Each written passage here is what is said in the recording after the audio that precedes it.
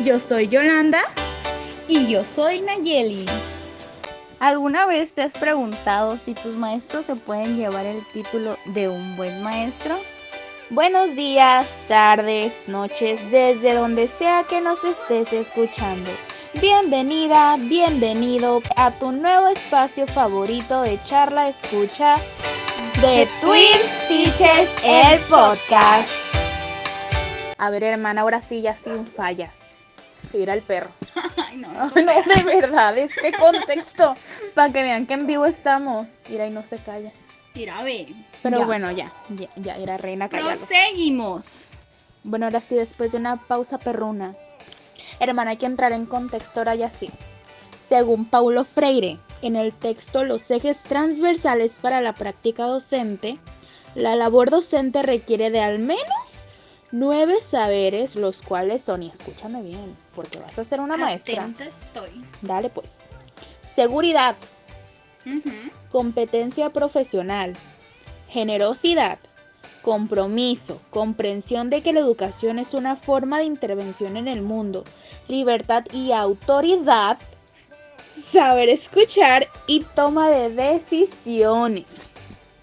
En primera instancia, cuando hablamos del concepto de compromiso, hablamos en este enfoque de formación como docentes, tener la apertura de crear planificaciones de excelencia, es decir, tomarnos el tiempo necesario para crear una buena planificación para nuestra clase, ¿verdad, Yolanda?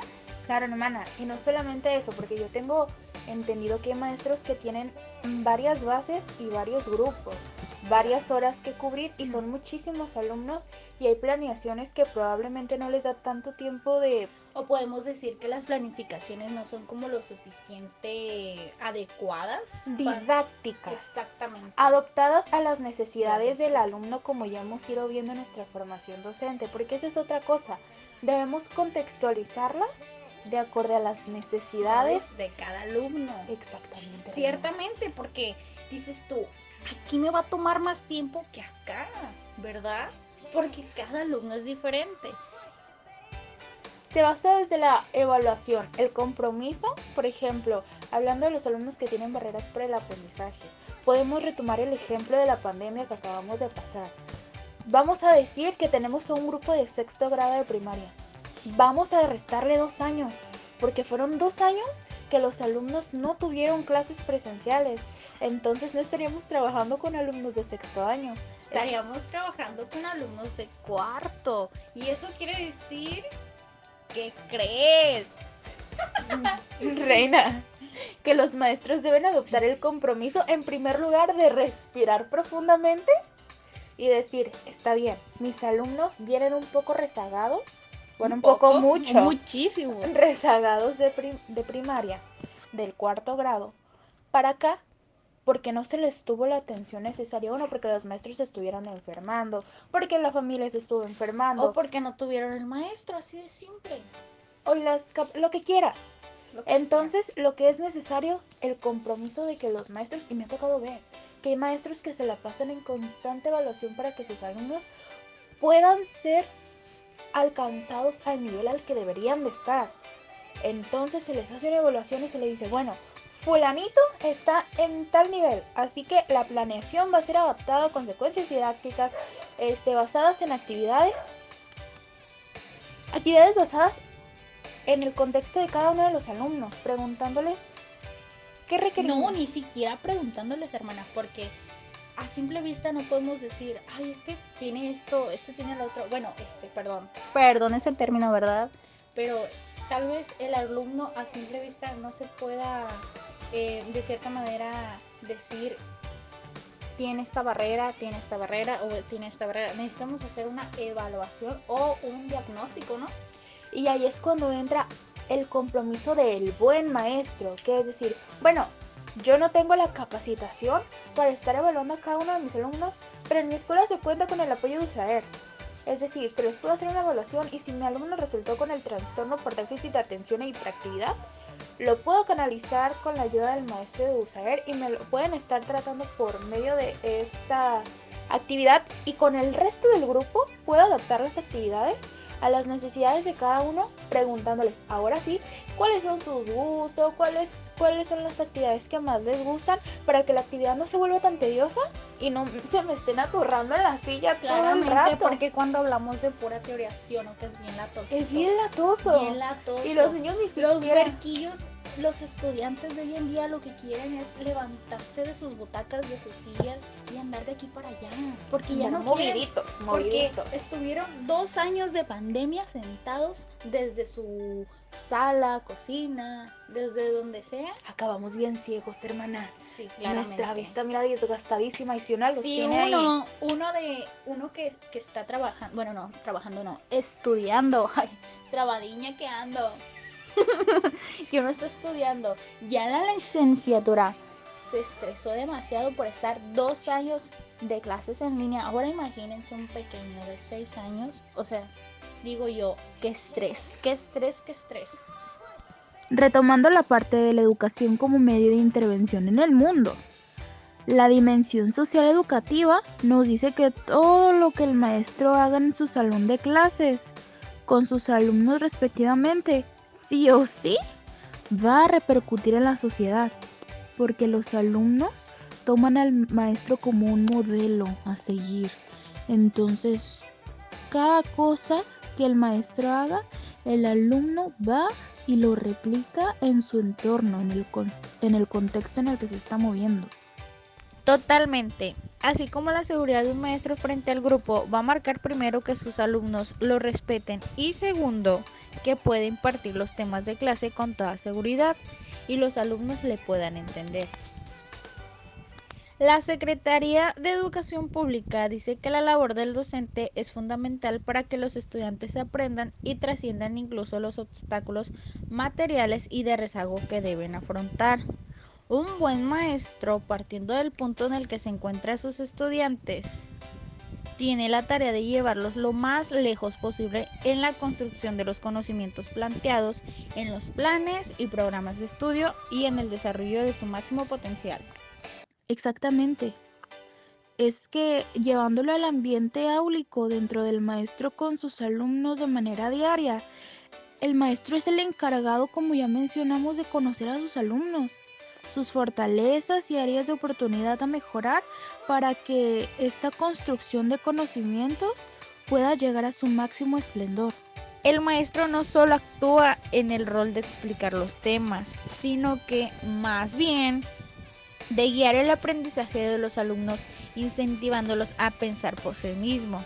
El buen maestro no solamente los pone a memorizar, sino que también les da la oportunidad de equivocarse, para luego darles las pautas de mejora. Asimismo, han de contar con herramientas para hacer de los errores de los estudiantes verdaderas oportunidades de aprendizaje, ayudarlos a identificar tanto el error como su origen. Deben generar de manera permanente experiencias exitosas que contribuyan a superar las situaciones difíciles, así como propiciar ambientes de aprendizaje cuyo objetivo sea identificar y fomentar los intereses personales y pues las motivaciones de los estudiantes. En el modelo educativo 2017, Aprendizajes Clave, se marcan 14 principios pedagógicos con los que se debe de contar un buen maestro. El primero es poner al estudiante y su aprendizaje en el centro del proceso educativo. Es decir, analizando la vialidad de estos principios, vemos, hermana, como antes mencionamos, varios alumnos de educación primaria tienen un rezago evidente debido a los 2 años perdidos en pandemia, lo que hace que el docente tenga que estar al pendiente de cada uno de los estudiantes. Se ponen como centro del aprendizaje, pero al no ser autónomos, su aprendizaje debe ser guiado por el docente, lo que involucra un tanto de rezago de tiempo, pues hemos observado en clases que a veces se toma todo un día para abordar una actividad, puesto que los alumnos tienen muchas complicaciones para entender los temas. Aquí la labor del docente entra a adecuar las clases para que cada uno de los estudiantes aprenda y ninguno se quede atrás. El segundo principio dice, tener en cuenta los saberes previos del estudiante. Es decir, partir de los saberes con los que los estudiantes ya tienen, para poder iniciar con los nuevos sin ser muy repetitivos. El principio número 3, ofrecer acompañamiento al aprendizaje.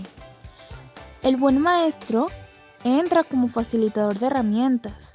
Esto en un ambiente de la vida cotidiana es para que el alumno con su acompañamiento vaya encontrando el aprendizaje a base de su experiencia y el transcurso de las actividades realizadas por ellos mismos, sin la necesidad de que el maestro le esté dando absolutamente todo, para que el alumno pueda aprender por sus propios medios y de esta manera le quede más grabado o más interiorizado. El principio 4, conocer los intereses de los estudiantes. ¿Para qué?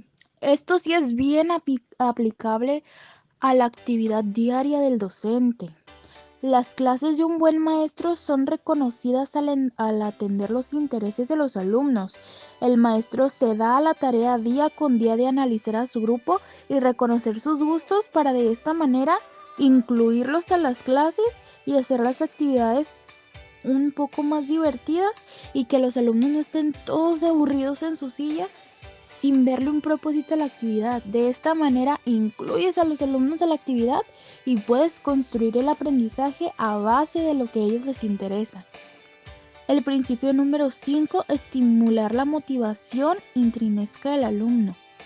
Con relación al punto anterior, el buen maestro diseña estrategias que hagan relevante el conocimiento. Esto favorece a que el alumno tome control de su aprendizaje. En el principio número 6, reconocer la naturaleza social del conocimiento.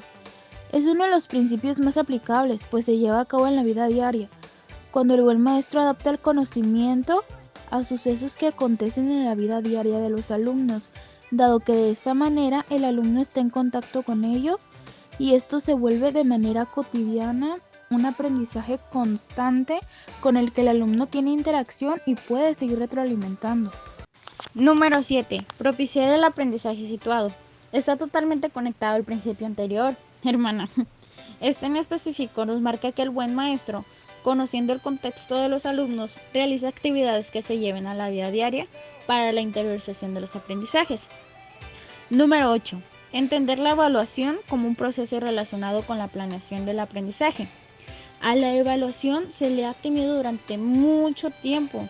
Se trata de evaluar para construir, no de construir.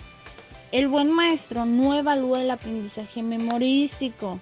Se trata del uso de una retroalimentación para saber si se alcanzó el aprendizaje esperado. Número 9. Moderar el aprendizaje. Los buenos maestros son modelos de conducta para sus estudiantes, por lo que han de ser vistos ejecutando los comportamientos que quieren impulsar en ellos, tanto frente a los estudiantes como al impartir las actividades. Según la Secretaría de Educación Pública, los maestros han de leer, escribir, buscar información, analizarla, generar conjeturas y realizar cualquier otra práctica que consideren que sus estudiantes han de desarrollar. Número 10. Valorar el aprendizaje informal. Retomando la cuestión de la vialidad, este principio involucra el aprendizaje autónomo, es decir, el que los alumnos aprendan fuera de la escuela por sus propios medios. Pero hablando del rezago educativo, sí es necesaria la orientación del maestro para que el alumno consiga un aprendizaje exitoso.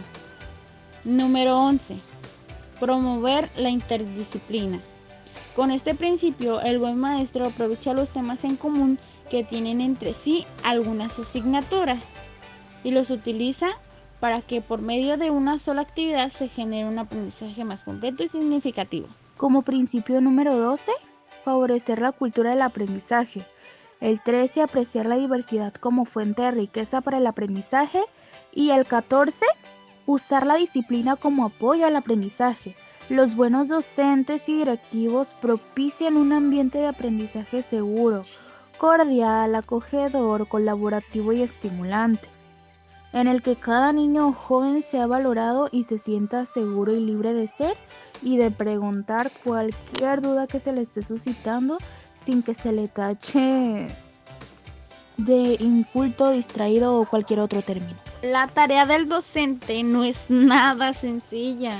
Hemos podido observar que se tienen muchas problemáticas que dificultan el ejercicio docente, como lo son la escasez de recursos materiales educativos y tecnología de apoyo, incremento de estudiantes con barreras para el aprendizaje, la poca remuneración y en ocasiones la falta de pago, la falta de interés y compromiso en los alumnos, la carga excesiva de trabajo, el constante cambio de los planes y programas de estudio, la falta de hábitos de lectura en los estudiantes, entre otras.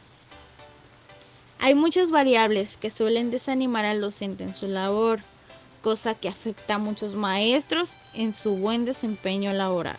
Sí, hermana, existen diversas problemáticas a las que el maestro debe enfrentarse día con día para ejercer su labor docente, pero yo pienso que todo está en la manera en que el maestro aborde estas problemáticas y salga de ellas para llevar un buen ambiente de aprendizaje a sus alumnos. Podemos finalizar este podcast enunciando ahora sí de manera específica lo que para ti y para mí implica el ser un buen docente, tomando como punto de partida nuestra experiencia como maestras en formación y los maestros que hemos tenido durante nuestra trayectoria como estudiantes. Me parece una idea espectacular. Para mí, las características que forman al buen maestro incluyen el trabajo colaborativo, no solamente con el personal que conforma el equipo del plantel, hablando de maestros y directivos, sino del triángulo que conforma el maestro, alumnos y padres de familia, para la formación exitosa del aprendizaje en el alumno. El buen maestro utiliza material didáctico durante sus clases para que los temas sean más comprensibles y sobre todo que el maestro haga un análisis de sus alumnos para poder adecuar las clases de acuerdo a ese tipo de aprendizaje. Que sus clases sean dinámicas, organizadas, pero que sobre todo sus planeaciones cubran las necesidades educativas de cada uno de sus alumnos. Esto por medio de charlas y el acercamiento a ellos para escucharlos y conocerlos a profundidad. Que los temas que se aborden impliquen teoría vivencia y de esta manera que el maestro esté en constante actualización para tener un mejor control de sus clases. Tienes toda la razón. Para ya finalizar, hermana, hablando de la dimensión personal del buen maestro, debemos tener en cuenta que el maestro es un modelo para los alumnos y que todo lo que él haga va a repercutir en ellos. Así que debe ser un ejemplo valoral, tener una buena actitud que cuente con el valor de la responsabilidad y puntualidad, así como el compromiso en cada una de sus clases. Un buen maestro es capaz de controlar sus emociones y muestra seguridad y confianza ante el grupo para lograr tenerlo bajo control y atento durante las clases. Utiliza un buen tono de voz y llega con buena presentación. Básicamente lo mínimo que un buen maestro puede hacer es cubrir la lista de exigencias que él mismo le está pidiendo a sus alumnos. Es decir, no le puede decir a sus alumnos que vayan bien aseados, bien peinados o simplemente que lleven su material. Si el maestro llega todo desalineado, si no trae plumones, si no trae su borrador, si no trae ni siquiera las actividades para la clase, creo que es un poco incongruente que le esté exigiendo eso a su alumno. Sí, tantos años de estudio ni fueron en vano. Pudimos identificar todas estas características que nos servirán de base para ser las maestras que siempre quisimos tener. Fue un placer compartir ese espacio contigo, hermana Yolanda. Gracias por escucharnos. El placer es mío, comadre. Fue un honor compartir con ustedes esta parte de nuestros conocimientos como maestras en formación. Gracias por escucharnos. Yo soy Yolanda. Y yo soy Nayeli. Gracias por haber compartido este espacio con nosotras. Y esto fue The Twins Teachers, el podcast.